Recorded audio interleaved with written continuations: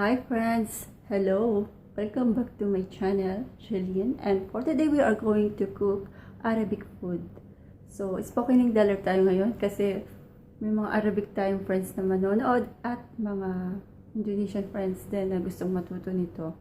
At saka sa mga OFW na gustong magtrabaho, it is advantage to know this dish kasi famous po ito rito sa Middle East.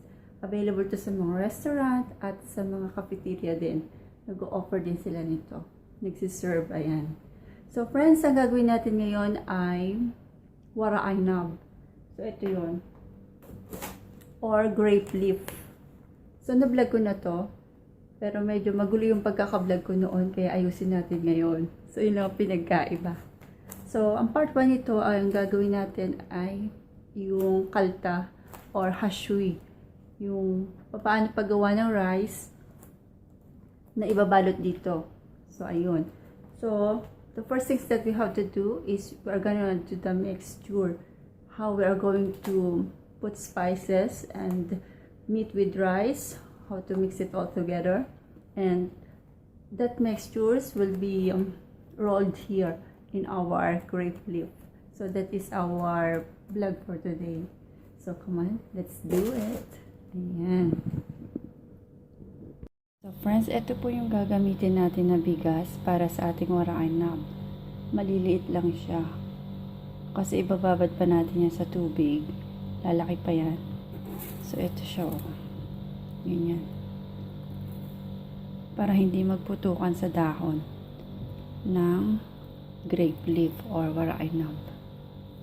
So ito yung gagamitin natin na bigas. Ayan. Ganyan siya. Maliliit lang. So,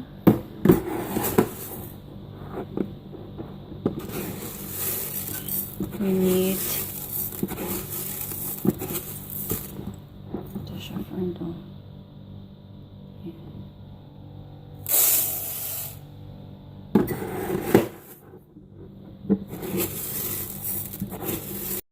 Friends, kung malinis na yung tubig, ibababad muna natin yung rice para matanggal yung amoy at saka lumaki pa siya.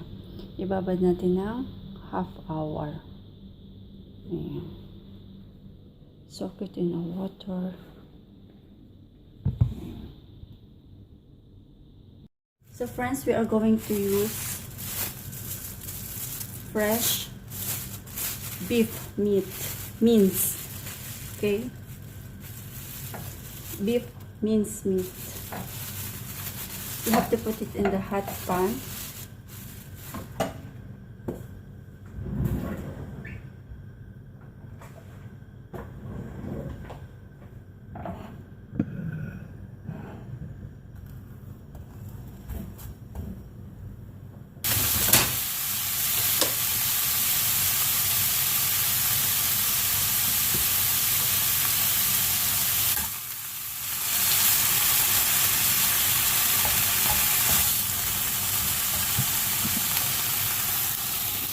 So, ayun friends, hihintayin natin na mag-golden brown yung ating meat. Tsaka nalagyan natin ng onion. Ayun. Shout out po sa TFG. Hello po sa inyo. So friends, we are going to put now our onion.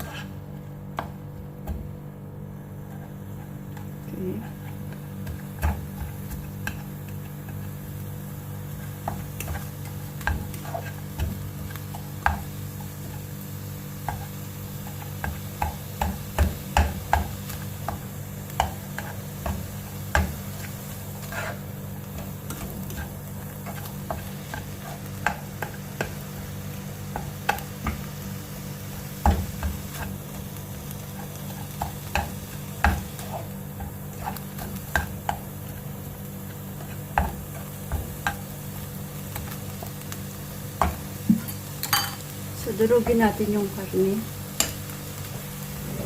So, friends, we have to add meat spice. Ayan. Para to sa karne. Meat spice. Ito yung spices for the meat. You have to put 1 teaspoon. 1.5. Ang bango. Mabango to. Okay. Mix it.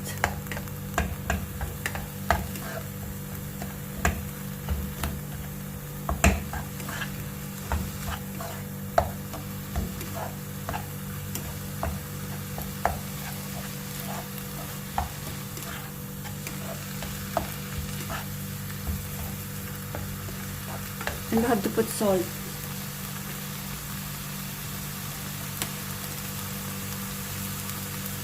Okay.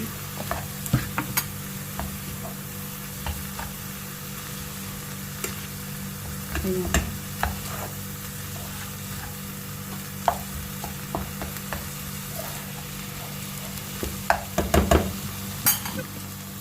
So yun friends, ready na yung ating meat. Paghahalo-haluin na natin yung ating mga ingredients. So, we have here rice, yung binabad natin kanina. Meron tayong kinchay or parsley at meron din tayong tomato. So, pag hahalo-haluin natin yan sa isang malaking bowl. Ayan, ito po yung ibabalot natin dito sa ating grape leaf or Waraa Ainab. So friends, we are going to mix all these ingredients inside this bowl, and that mixture will be rolled up here in our grape leaf. Ayan. Ayan. So friends, ito yung ating rice. Tatanggalin natin yung rice.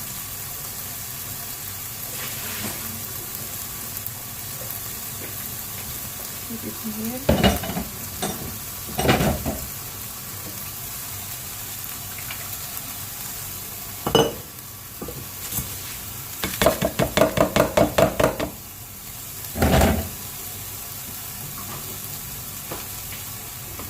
To add tomatoes and our parsley or kinchay leaf,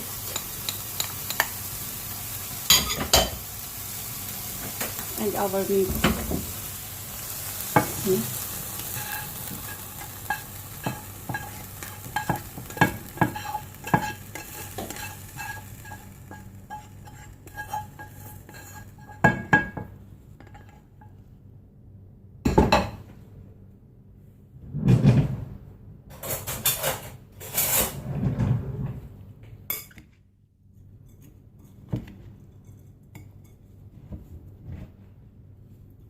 So, we have to mix it.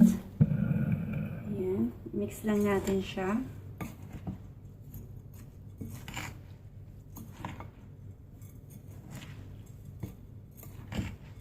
And we can add the curry.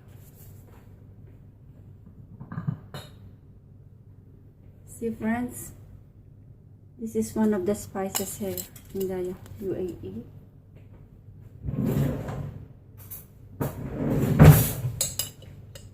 We can put 2 teaspoons and add salt,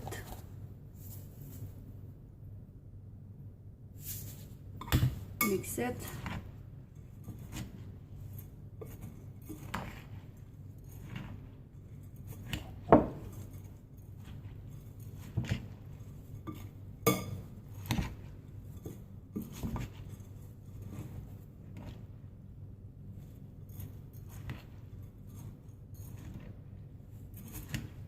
We can put olive oil,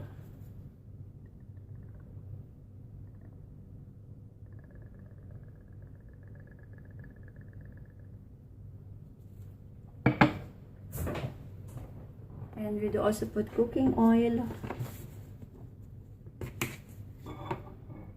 just a little, and we need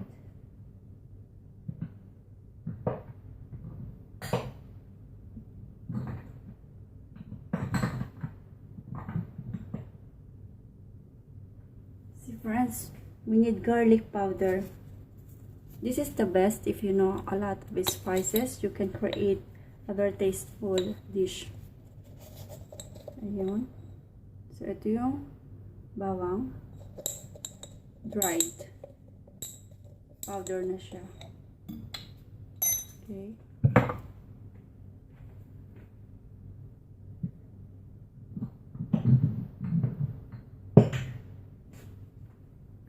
So friends, we can also add 7 spices. This is from India. Mabango rin to. See, you can put like 1 teaspoon.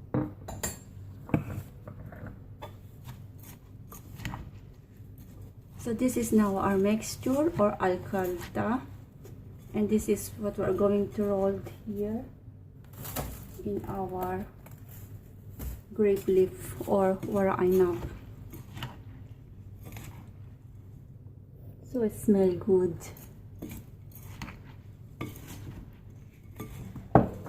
Because of the spices. Ayan, sobrang bango. Friends, yun lang ang pinagkaiba ng same ingredients ang Arabic food sa ibang other dishes. Same ingredients but Arabic food have more and lot of spices. Yun ang nagpapasarap. Yun ang pinagkaiba lang, yung spices. See? Now it's ready. We can use this mixture also in kusa or zucchini or in our cabbage or malfoof. Ganito ang paggawa ng mixture or ng kalta. Yung mga hashwe, ganito yon. We call it Arabic also hashwe. So this is how we are preparing it. So friends, ito yung part 1. Kasi 13 minutes lang po yung premiere. So yung another part, how we are going to roll it here in our grape leaf. Ayan. So, i-upload na natin ito kaagad bago ito mawala.